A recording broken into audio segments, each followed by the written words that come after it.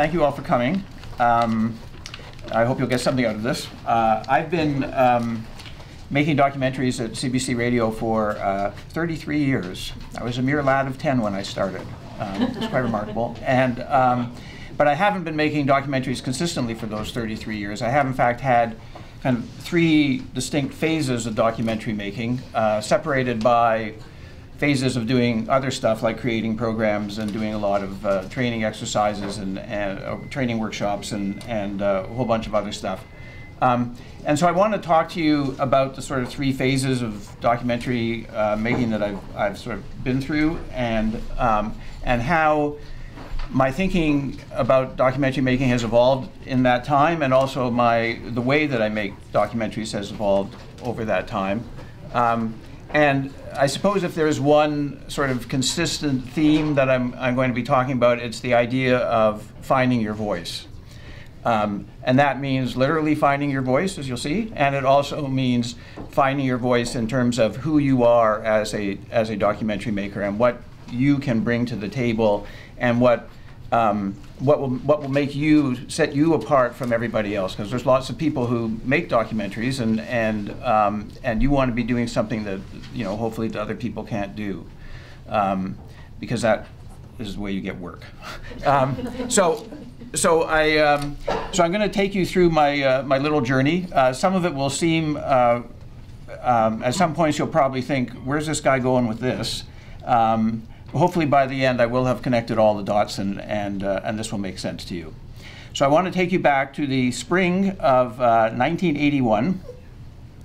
I was about 8 months out of, I hadn't finished graduate school. I left graduate school without completing my dissertation.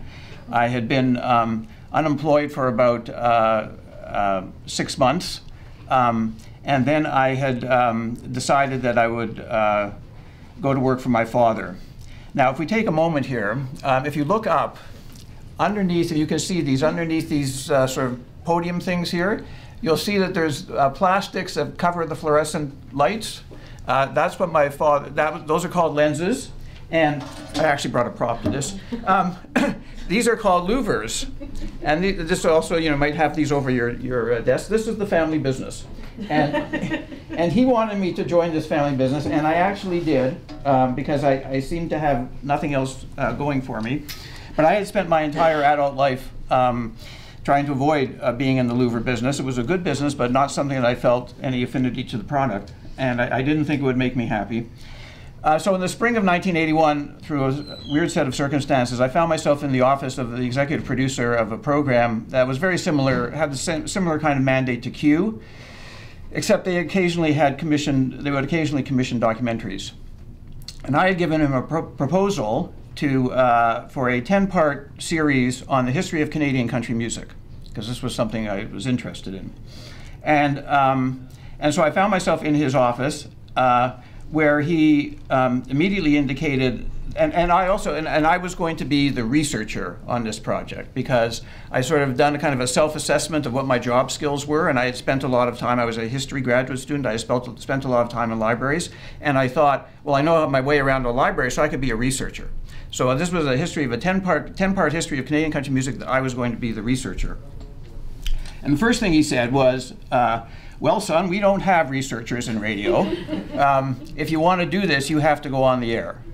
And that was the last thing that I could possibly imagine myself doing. I speak kind of quickly. I have a tendency to mumble. My sisters thought it was hysterically funny, the thought of me going on the radio, because they basically could never understand anything I was saying. So he said you would have to go on the radio. And I looked up at the ceiling and saw some louvers and thought, okay, I'll go on the radio.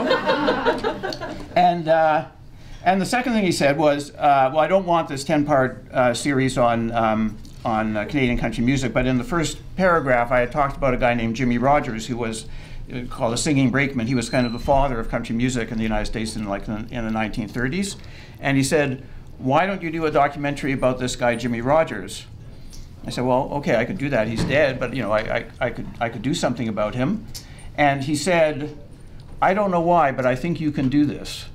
And he signed me to a contract for a half-hour documentary. I had never done anything in the world of journalism. As I said, I'd been a graduate student. I'd never interviewed anybody. I'd never held a tape recorder, never held a microphone or whatever.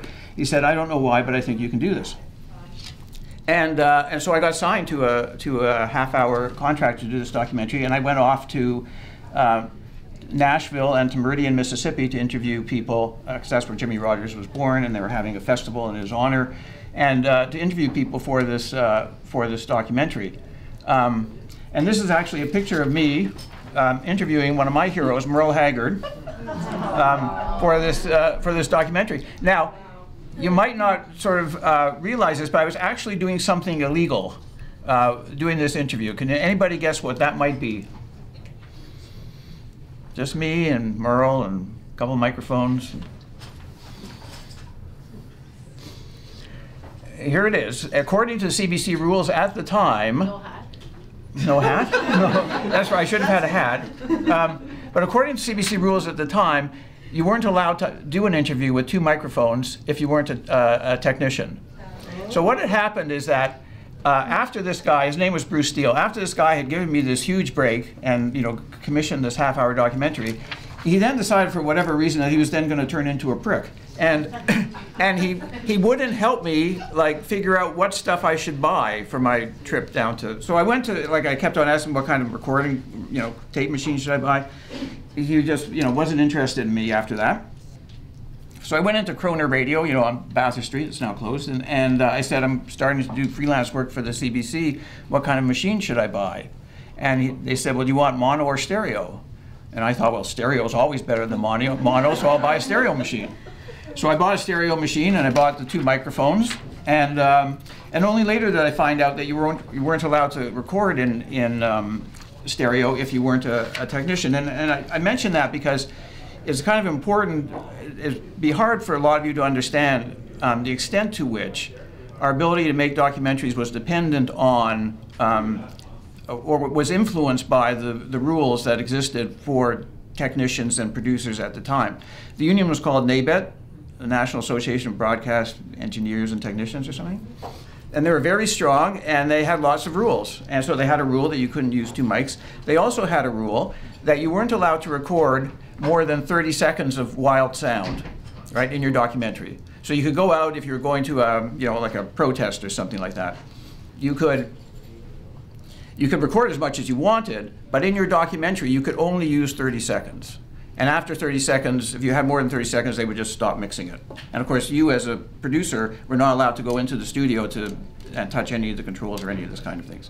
At one point later on, I developed a short-form documentary course for CBC producers, and I went around the country and I did this. And I was trying to teach them how to work with sound. And they would go, well, that's nice for you, but I can't do that because my technician won't mix it if I have more than 30 seconds. And I just said to them, this too will pass. One day you will be able to do this, and so you need to learn how, because we were very lucky on the network level, because we had technicians, some of whom were still around, like Dave Field at Ideas, who chose to ignore those rules and let us do what we needed to do to make documentaries and use sound in documentaries. And without that, we would never have been able to make the kinds of documentaries that we made. Anyway, I did my interviews. I came back and I played him my tape, and he said several things. One was he really liked it, and he liked it so much that he said, okay, it's not going to be a half hour, it's going to be an hour. And that was great because that doubled my money. The second thing he said was, I don't think you're going to know how to do this, so I'll take over and you'll watch me do it. And that was great because I didn't know what I was doing. And he was a very experienced documentary maker, a music documentary maker. And so I got to learn from him how to put together a documentary. And the third thing he said was, you're not going to narrate this documentary. You'll write it and whatnot, but I'm going to get somebody else to actually be the narrator, and a musician who will also do some sort of guitar picking, in a Jimmy Rogers kind of style for this. And that was great because I didn't want to be on the radio. And so all this news was great. I was going to get more money. I was not going to, I was going to actually learn from him how to produce it, and I wasn't going to be on the radio. Except he did want me to do an introduction to this thing. so I had to like be the first voice you heard, and then I was going to hand it off to the narrator. So I want to play you this, which is the first thing I did ever on the radio, and this is in 1981. And I had to go, it had to be a train sound, right? I had to pretend I was at the train station in Meridian, Mississippi.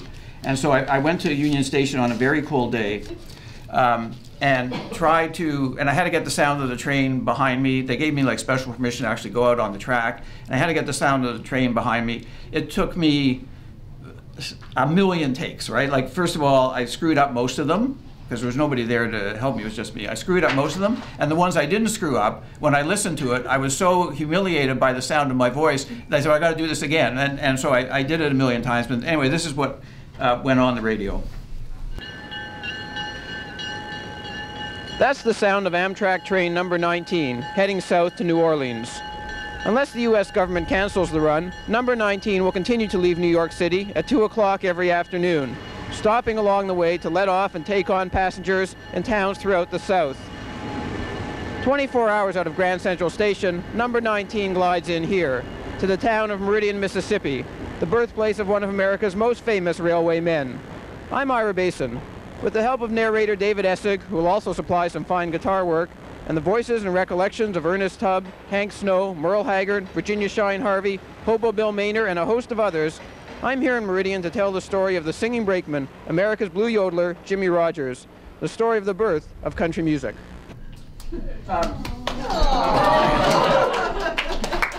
I cringe now as I cringed then. I actually listened to this thing for the first time like a few months ago.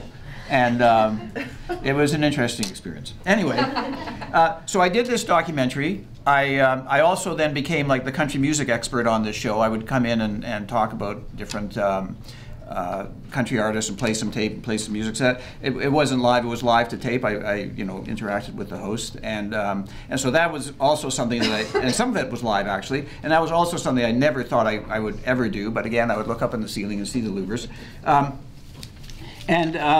And then I started, so I gave up on the louver business and started a freelance career that involved print and also doing radio. And the next thing I was able to do in radio was I got connected with the people at Radio Canada International in Montreal. And at that time, RCI was a really good market for freelancers because they would commission hour-long documentaries. And the best part about them was that they were never heard in Canada. They were sent around to Botswana and other places like that, but nobody here ever heard them. So it was a great learning opportunity because you could make lots of mistakes and nobody would notice, right? And I got connected with a really good radio producer, an RCI producer, and I was commissioned to do 2-hour-long documentaries. One was about hockey in Canada, and the other was about banking in Canada, and you can imagine how thrilling that was. And but so I had, even before I did anything like in radio current affairs, I already had done 2-hour-long documentaries, and I mention that because those two people, the Bruce Steele, the variety producer, and Ginger De Silva, who was the RCI producer, were incredible.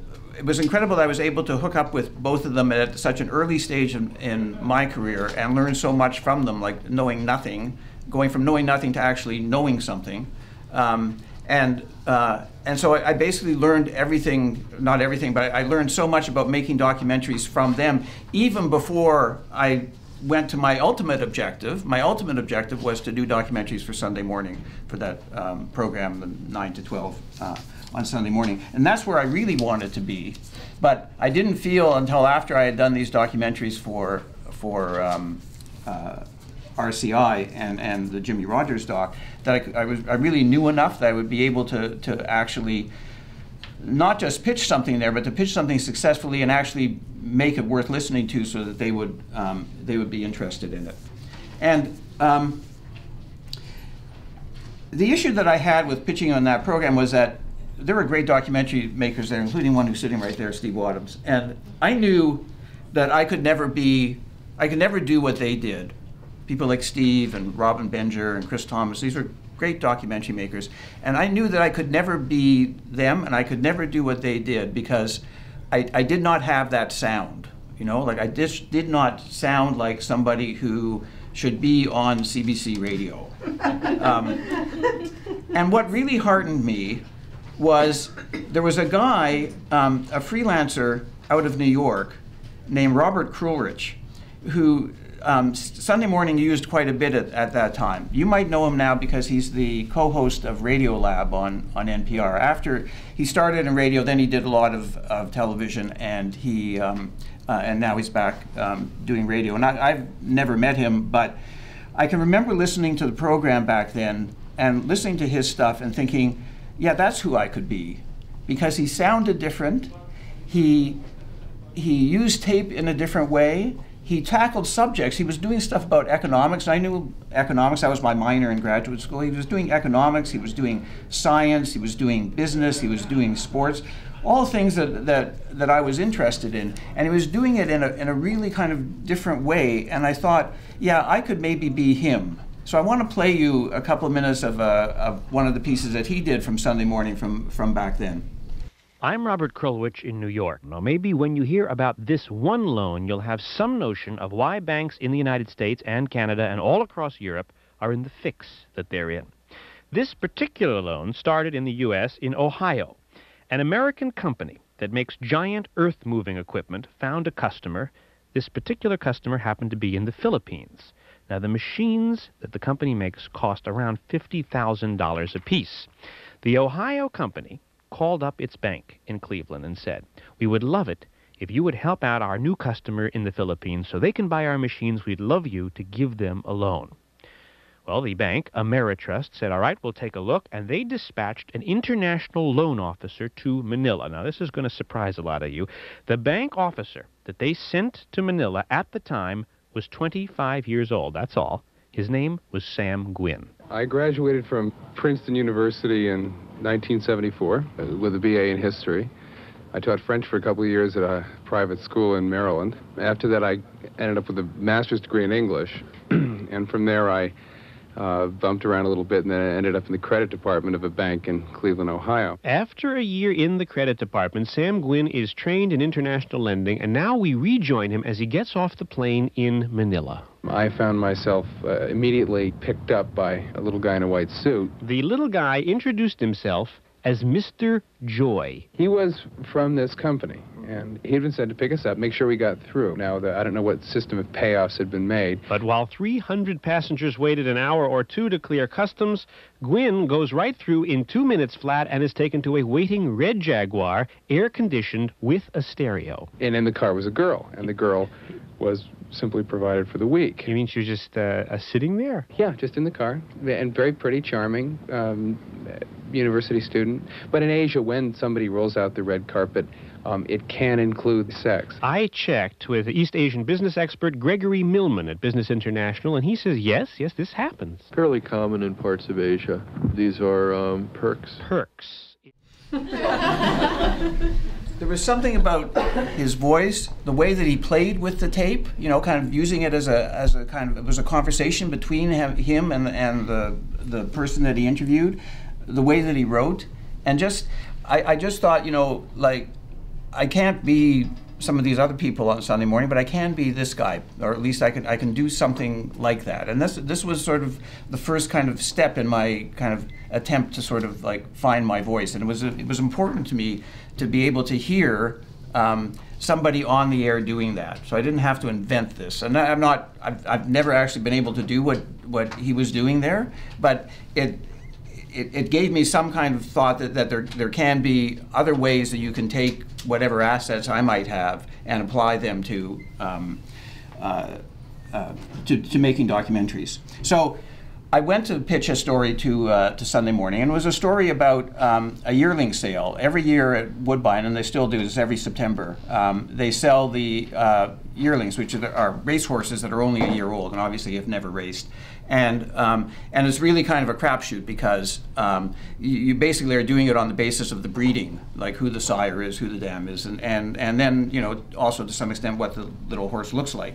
And I thought it'd be a great radio piece because auctions make great radio, like the sound is great, and there's always, and I would recommend anybody can still do this story, because there's always an interesting storyline, or many interesting storylines at these auctions. And the one that I chose was, there was a Northern Dancer, which was the greatest racehorse in Canadian history, and also was an incredible sire. A lot of his horses won stakes races, and one of his last foals was going up for sale at this auction, and people thought it'd be like, there'd be a huge amount of money paid in order to get this last kind of Northern Dancer sire. So my focus was going to be on this one horse, right?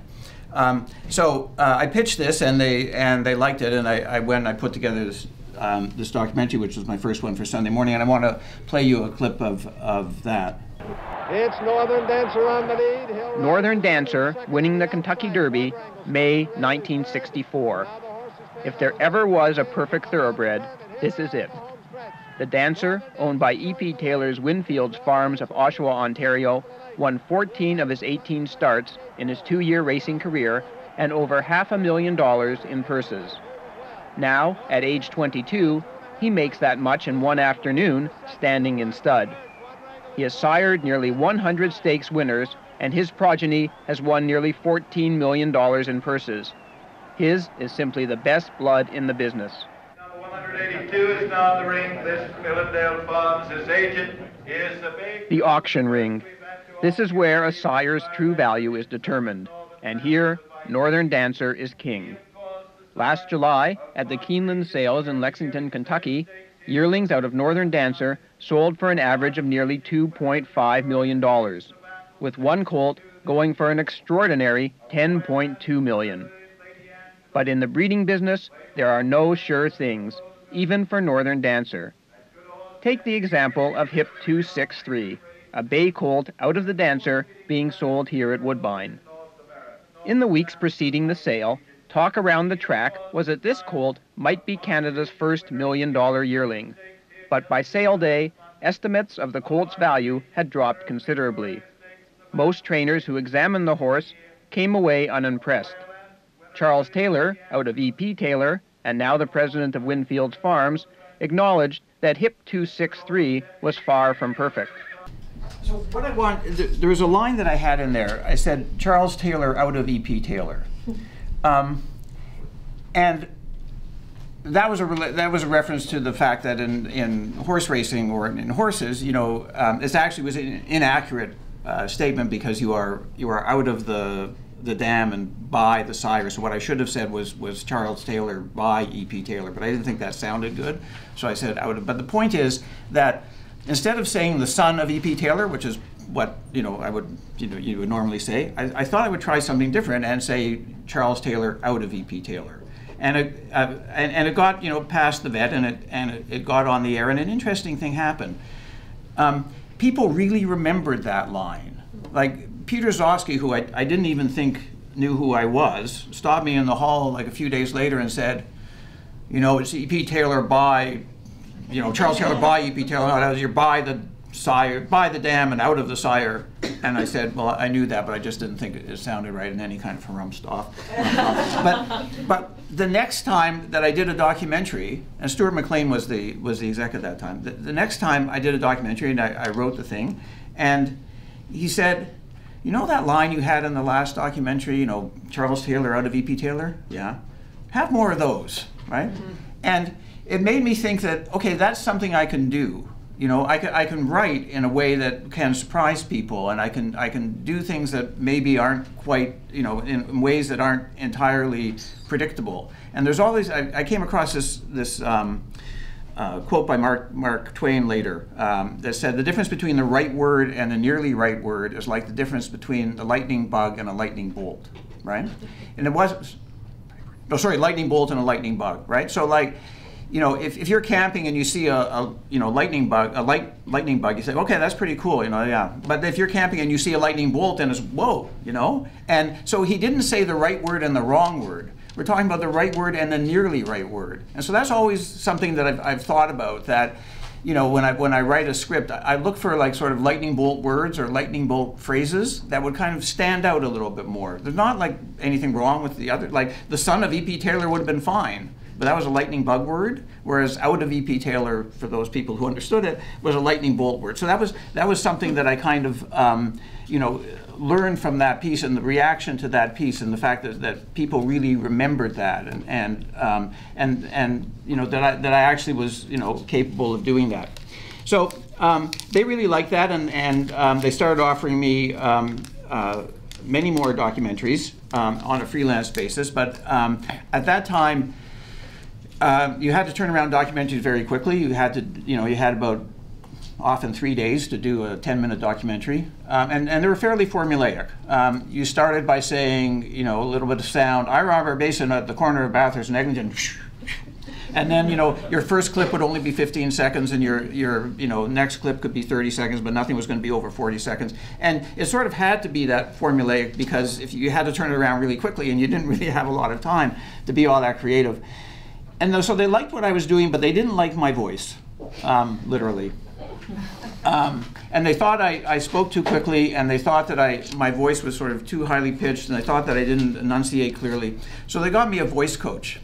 And this was a woman that a lot of on-air people to CBC, you know, were using. She was from Stratford, and so they wanted her to work with me. And what I remember about her was that she kind of looked like Elizabeth Taylor, and she had ample cleavage that like was flowing out of her dress, so that was good. But other than that, everything about this experience was bad. She made me walk around the building with a piece of audio tape tied around my chest to remind me that I should like breathe from below the tape rather than above the tape. And she, you know, those little plastic ends of Bic pens, I had to put them between my teeth, and so my tongue wouldn't get lazy. And she thought my posture was bad because my father was oppressing me or repressing me or something. This was all a bad experience. So so one day, after like 2 or 3 months after I started, I was assigned to do a story about Christmas shopping. And I'm Jewish. I don't do Christmas shopping. I hate Christmas shopping. I think Christmas shopping stories are stupid because they're the same every year. And so I was really grumpy about being assigned this Christmas shopping story. In addition, as I recall, I like twisted my back or something. I could barely walk, and I couldn't even like carry my tape machine without a lot of pain. So it was like a sort of a perfect storm of horribleness, and I was in a mega grumpy mood. And I did this, so I wrote the piece, I did my interviews, I wrote the piece, I had it vetted, and then they said, go record it. And in those days, they didn't have, this is weird, because they would pay a lot of attention to the vetting, but they would not have anybody with you while you read your script, performed it. And so I went up to like a little corner, and if you had an outside scene, you actually had to go outside with your tape machine and record it outside. So you'd be freezing, you'd barely be able to read the thing because you couldn't see the light. I don't know why they thought this was like a great idea, but anyway, this was an indoor scene, so I documentary. So I went into a little room, and I thought, fuck them. Like, if that's what they want me to sound like, this is what I'm going to sound like. And at that point, I was so grumpy that even looking up at the ceiling and seeing the louvers didn't seem so bad. And so I did this documentary and tried to do what they wanted me to do, which was to speak lower and slower and enunciate better and all that kind of stuff. So I'm going to play you a little clip from this, my Christmas shopping masterpiece. Much of this year's increase in sales is simply a result of improving economic conditions. Inflation is down substantially from last Christmas. And though there are still over 1 million Canadians unemployed, there are about 370,000 more people working now than at this time last year. But shopping habits, particularly at Christmas time, cannot be fully explained by statistics. They're also governed by that elusive concept, consumer confidence. For the past year, Canadians have been putting about 14% of their extra income into savings of various kinds. Economists say that we have to start spending some of that money, and that's what seems to be happening this Christmas. When I came into work the next day, the senior producer said to me, "Don't you ever go near that woman again." And so they had literally kind of tried to take my voice away, and now they had given it back to me. Right, and you know, unfortunately, it took me sounding like a jerk on the radio in order to do that. But that was an important thing. So shortly after that, I became the arts editor at Sunday Morning. I was responsible for the half-hour arts section, and that was weird because I found myself for the first time now vetting documentaries. And you know, it was interesting because, and I had only done like 8 or 10 myself, so like, what did I really know? But I found myself sort of on the phone saying to freelancers, yeah, but that's not really how we do things here. And thinking like, what the fuck do I know about how we do things? I just got here, right? But it shows kind of how formulaic the whole thing was. And I remember, now that Mr. Wadhams is here, I will tell this story. At one point, Mr. Wadhams had been away to do like his brilliant 1984 series, which was, you know, like blew me away when I heard it on the radio with many people. And he came back to Sunday Morning and was assigned to do a documentary that was some kind of an arts documentary. And I had to be vetting Steve Wadhams because I was the arts editor. And he, and so I was there with my piece of paper, and I had my, you know, you sort of a script clip, and you'd fill in the things. And he starts to play this documentary, and he has a little script, and then he plays a clip. And it gets past 15 seconds, it gets past 30 seconds, it gets past a minute, it gets like, it's about 2 minutes now, and this clip is still going on. And finally comes to an end, and he says, "I've declared war against the 30-second clip." Anyway, I'm sure you don't remember this, but okay, but you did. Anyway, and then after, so I was the arts editor, which was weird because really country music was the only kind of arts thing that I knew a lot about. But that was also a very valuable experience to actually be vetting, to be on the other side. You can learn a tremendous amount by vetting other people's documentaries that can be very helpful in doing your own. After I did that for a few months, I had another, I went back to doing documentaries, and this is when I got to go to New York to do the Hulk Hogan story. This was a piece about, it was in advance of the first WrestleMania that was going to be happening at Madison Square Garden. And it was really turned out to be like a business story about a cartel, that professional wrestling had been a cartel with a series of kind of, with a bunch of smaller operators, and all of them had agreed to not interfere with the other people's territory. And then this one guy, Vince McMahon, who ran a company called World Wrestling Federation, had found this guy Hulk Hogan who, you know, had this tremendous appeal, and he didn't want to play the game anymore with the cartel, and so he just came in and took over the whole professional wrestling world. But I had an opportunity to interview Hulk, and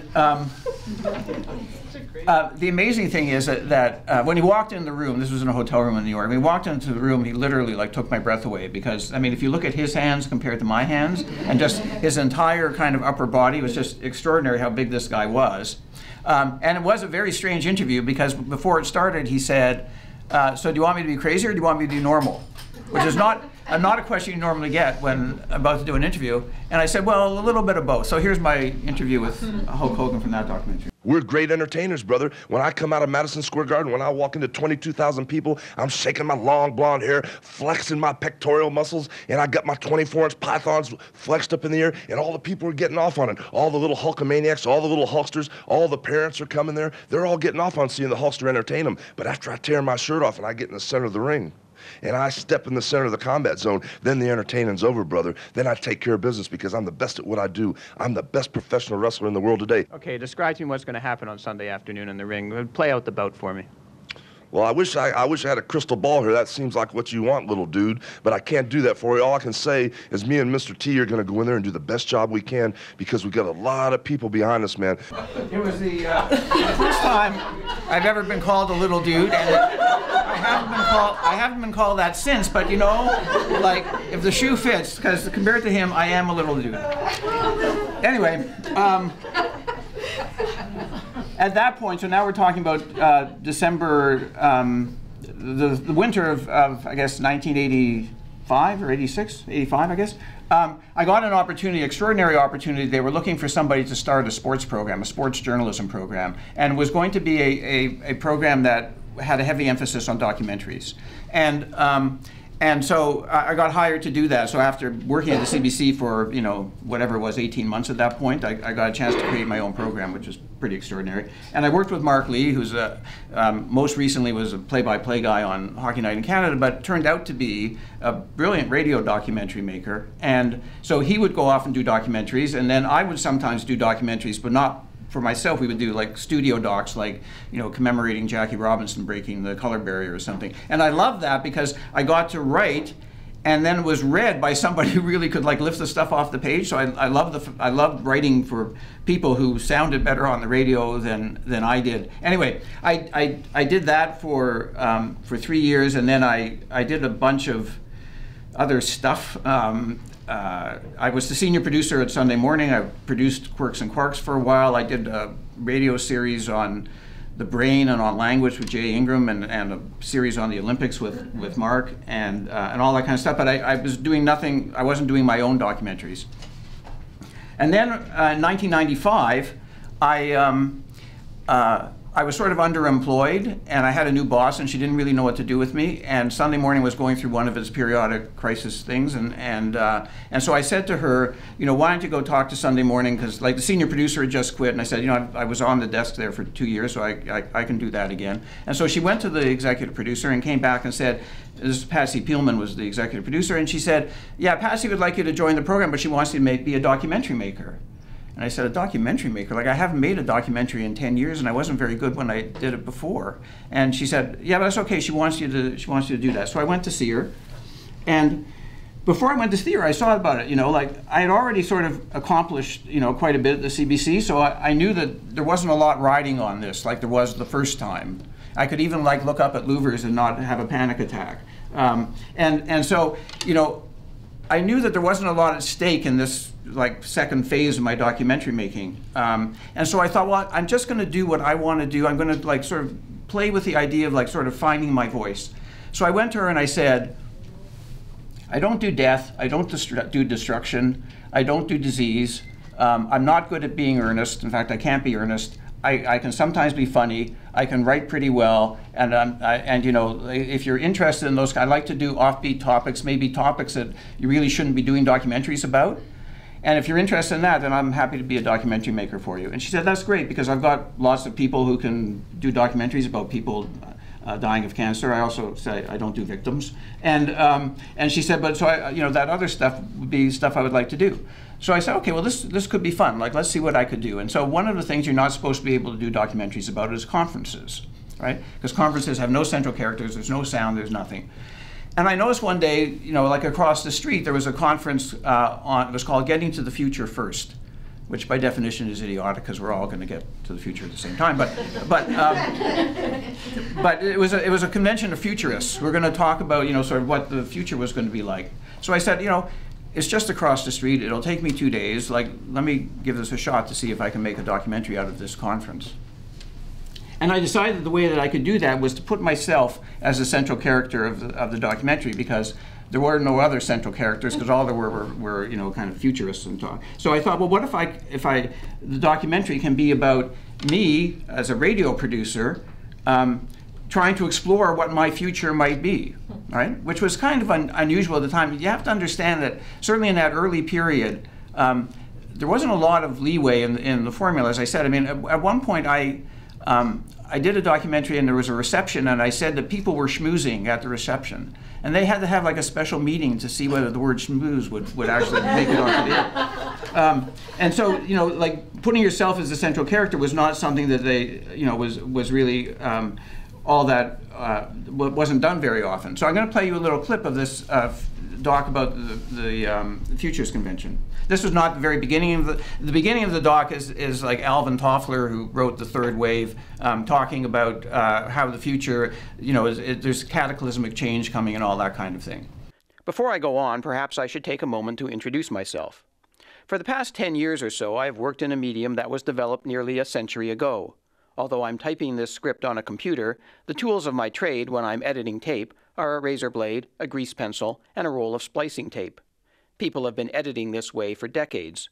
You can't get much lower tech. I'm too young to be old and too old to be young. I work for a corporation which, to use the jargon du jour, is about to be re-engineered and downsized big time. I should be feeling okay about this. I'm in what Alvin Toffler would call a third-wave sector of the economy, meaning I deal in information, not widgets. They even have a name for me. I'm a knowledge worker, meaning I presumably have certain skills that would make it hard for someone to walk in off the street and immediately take my job. It's a good thing to be a knowledge worker in the third wave. So why am I, and many people like me, so nervous about the future? I come to the Getting to the Future First conference to try and get an answer to that question. The lobby of the Toronto Convention Centre is filled with exhibits from companies hawking computer software, hardware, telephones, everything our fast-track traveler to the future might need. But I'm drawn to something I can readily understand, the book table. Hi there, my name is Susie Singh, and the name of the company is The Professional Edge. And our business focuses on business books. Susie Singh has set up her book table in the middle of the convention lobby. It's stocked with books written by many of the speakers at this conference. I ask where in the city her bookstore is located. It turns out she doesn't have a store. We think the way of the 90s is to be on the road with the seminar companies, to have mail order business. Storefront does not seem to meet in with our vision. We rather be on the road, able to be where the client wants us to be where the client is, where it's comfortable and convenient for the client to pick up the products. And I think that would be helpful in the 90s to provide customer service, exemplary customer service. It figures. Around here, even the bookseller has a strategy for the 90s. Some of the key speakers or books that we've been selling in the last few days are Getting to the Future First. One has been The Paradigm Shift by Don Tapscott. Susie Singh walks me around the table, pointing out some of her bestsellers. The titles say it all. Control Your Destiny or Someone Else Will. Riding the Waves of Change. If It Ain't Broke, Break It. Danger in the Comfort Zone. 7 Habits of Highly Effective People. And You Don't Have to Go Home from Work. Whoa, no wonder the future is feeling kind of tense. No wonder Susie is also selling a video series on job stress. I suggest to her that these books seem kind of scary. Okay, so this was an important documentary for me because it sort of was the one that kind of set the tone for what I decided I wanted to be as a documentary maker. Because I felt that I was really comfortable in what I was doing. I didn't have to sort of go out and create scenes, which I never was really all that good at, and that I could, by putting myself into the story, that I also could sort of skip the idea of having a central character, which I was also never all that good at. But it was a style of documentary that I actually felt comfortable doing, and the writing made me feel comfortable. And the other thing was that I kind of learned at that conference, although most of the documentary is me shitting on the people at the conference, that the future could actually be interesting. That all this stuff about, this was at the dawn of the internet age, and that's what these guys were talking about. And so I started to get really interested in that, and I wound up in that phase of my documentary making, which only lasted sort of a few months. But I did documentaries about what they called at that time the information superhighway, and about Silicon Valley and these guys who were sort of imagining the future. And so that to me was like it was a kind of a convergence of the kind of documentary that I felt comfortable with, the voice that I wanted to have in those documentaries, and the topics that I really was interested in pursuing, things that wouldn't normally lend themselves to documentary making, but are really important. And I thought, well, why shouldn't documentary makers also have a shot at talking about this stuff, right? It shouldn't just be stuff we do in interviews and panels, but there are ways of doing these things with, through documentaries, and that's what I was kind of exploring. But that phase kind of ended because I then went on I produced Quirks and Quarks for a couple of years. I created a show called This Morning, which was a huge kind of behemoth of a show, and I did that for 3 years as executive producer. And the one thing that I realized while I was doing that was I wasn't doing anything that was actually fun. All the stuff that I had to do was the no fun stuff, and the fun stuff was all being done by other people. And so when I left that program, I decided I was only going to do stuff that was fun. So I created a show with Jane Farrell called Workology. It also starred the lovely and talented Lisa Ayuso and Nick Purdon, who was here a few minutes ago. And that was fun. And then I got this idea that I wanted to start making documentaries again, and what I wanted to make documentaries about, the first thing I wanted to do was about spin, about the relationship between PR and the press, which is something I had become quite fascinated with. And I managed to convince the CBC to let me have 6 hours doing this thing. And it was, again, it was a topic that you should not really be able to do in the documentary format. And one of the ways that I did it, and I'm going to play you the first couple of minutes of the series, is by injecting myself right into the center of it. So here's my story. My obsession with spin began when I was producing a program for CBC Radio called This Morning. We would routinely put politicians on the show who would say things like this. I've set a goal which I think is pretty bold for Canada to seek to be the leading wealth-creating nation on earth. Now that was Tom Long, who was running for the leadership of the Alliance Party. A few minutes after he said that the first time, he said it again. I think we should aim to be the leading wealth-creating nation on earth. And then, a little while later, he said it again. If we do reach for this goal of making us the leading wealth-creating nation on earth, then all you need to do is... So you see the problem. And when Michael Enright burst the guy's bubble with this question... Without using the phrase, the greatest wealth-creating nation in the world, is there one thing you'd like to do? I cheered along with a lot of other listeners, but it still bugged me. Everywhere I looked, there were spin doctors generating heat, but no light. We have another add-on with guns. The Conservative Party is pro-gun. It's not. How can you possibly say that when and politicians stretching the truth to the breaking point. I did not have sexual relations with that woman, Miss Lewinsky. And advertisements masquerading as news stories. At 5:30 in the morning, Krispy Kreme opened its first Canadian restaurant. I could go on, but you get the idea. It seemed like spin was everywhere. We were supposed to be living in an age of communication, but so little of that communication was genuine, so much of it strategic. People didn't say what they really thought. They said what they thought would make them look good. On behalf of the BP Group, I apologize for the impact this has had on our nation and to the great state of Alaska. Did that CEO really feel sorry about the oil spill his company caused? Or did his corporate communications people tell him he needed to say he was sorry? I hate to be cynical, but how do you know anymore? That also, that's a technique that I use a lot, using like news clips and advertisements and stuff. It sort of takes the place of having, the things that usually, like provide sound for a documentary, like an auction or something like that. So I use a lot of found tape like that. But again, and that really started the third and final phase of my career as a documentary maker, which was Spin Cycles, which was 2007. And I've been doing them ever since for the Sunday edition, and my producer, Karen Levine. And most of them are about topics that you're not supposed to do documentaries about. I did an hour-long documentary about an algorithm, about the Google search algorithm, and you're not supposed to do documentaries about algorithms. And some of it has to do with sort of inserting myself into it. I'm going to play you the first couple of minutes of the search doc.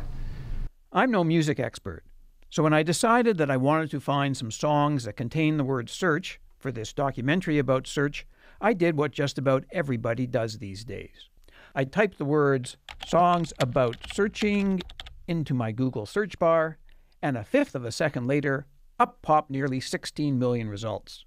I did have an old tune kicking around in my head that I knew was about searching, so I clicked on the first result on the Google search page, and I came to a site called lyricsfly.com. And when I typed searching into their search bar, I got 27 results in 0.006 seconds. That's when I realized that the song I was thinking of was Searching by the Coasters.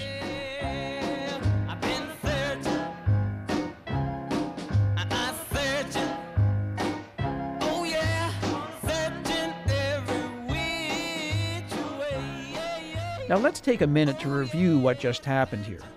I went from maybe knowing one song about search to 27 songs, and the whole thing took me about 20 seconds. This has become so commonplace these days that we tend to forget just how truly remarkable it is.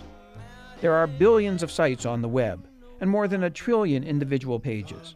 And yet the Google search engine was able to take those 3 words, figure out what I was looking for, crawl through billions of sites, and instantly deliver the exact information I was seeking.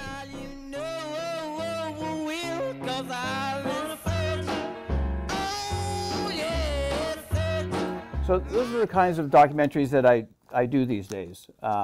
Stuff you shouldn't be doing documentaries about, and often I, at some point in the story, inject myself into it. I use a lot of sort of found tape that way. And a friend of mine described it as man goes on a journey stories, where there's just something that kind of interests me, like, how does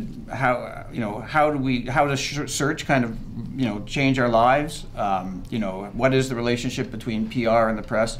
And, it's like, come with me, I'm taking you on this journey, and, hopefully you'll think it's interesting. And, those are the kind of documentaries I do. They're the kind of ones I'm interested in. I probably can't do any other kind at this stage. Does anybody have any questions? How would you convince editor that your idea of a non-documentary idea is a great idea for them to produce? Because I think that would be, at this point you've obviously had a legacy, but for a lot of people here, I would think the pitch is pretty much impossible. Well, I think that's sort of been an interesting thing that we've worked out. You didn't, it took a while for you to trust me about, yes. Yeah. When we first started working on spin cycles, which, you came in a bit late, Karen was kind of dubious that there could be that much interesting stuff to say about public relations. It turned out there was, and then I don't remember what the next one was. We had the News 2.0, which was the world of news in the age of social media. And so she trusted me, now she does anyway, that there'd be interesting stuff to say about it, and that I'd find some way to make it listenable on the radio. Yeah, and he knows that's what he has to end up with. But it's true that if somebody I didn't know came to me and said, I want to do something on search engine optimization, something I had never heard of until I worked with Ira on that piece, I probably would have said no. But what attracts me in the ideas that Ira does bring is A, they're ahead of a curve.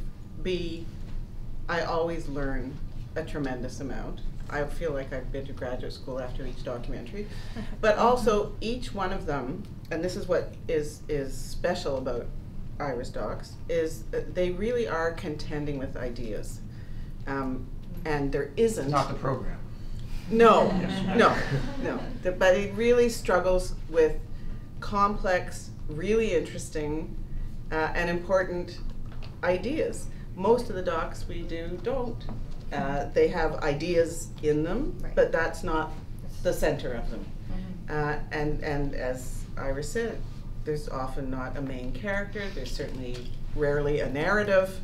So it's a completely different kind of piece. And not everybody can do that kind of piece. That's the other reality. So as an editor, would it be worth then more than just the content, which is of course the main thing, is more how it play out, right? Because if you didn't know me, you wouldn't know how it would, that's what Ira brings to it, but you wouldn't know how it would sound, I guess is the...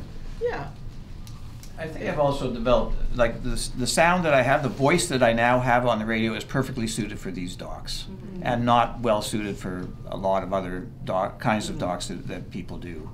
Like, the same thing I said to Patsy Peelman, like, I don't do victims, I'm not good at being earnest, I don't do death or destruction. It's just the sound, the voice that I've, developed, it just doesn't suit that.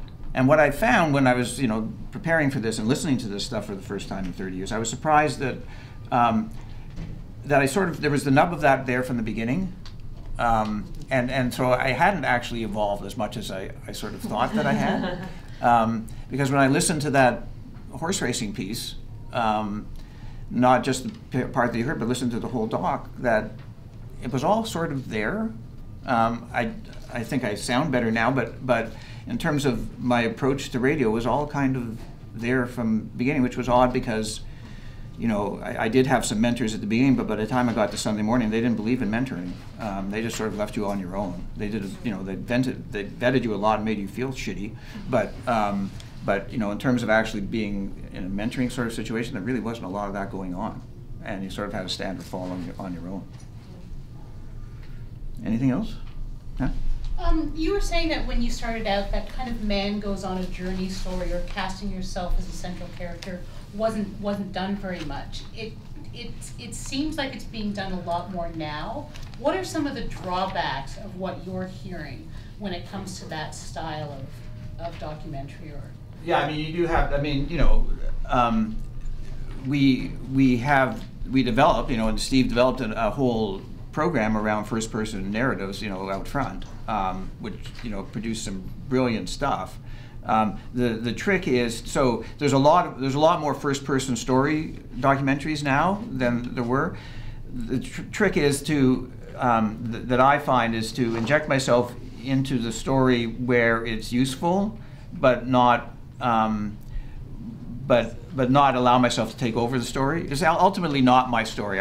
We don't have time to play it, but like I did a doc in September about the problems of sessional faculty. Like I teach at 3 different universities, and get paid shit at each of those universities. So do and I. and so I saw what was sort of happening there. So in the first script I sort of declared, I teach here. This is how much I make. But I have other ways I can make money, so this story is not about me, And then I didn't refer to myself for the rest of the way, right? And the same thing with the search doc. I did that at the beginning, but I didn't make it my sort of journey through search the way I did in the Future Con. So, I do it where I think it's relevant and important, but I'm careful to then withdraw so that it's not about me. His Man on a Journey stories are very different from most Man on a Journey stories. They're an intellectual journey, actually. They're not, it's an intellectual journey. It's not a physical journey. Yeah. And they're not soul searching, and certainly not exposing personal anything. I don't do it. I don't do it. Anything else? Okay. Well, thank you. I hope this was.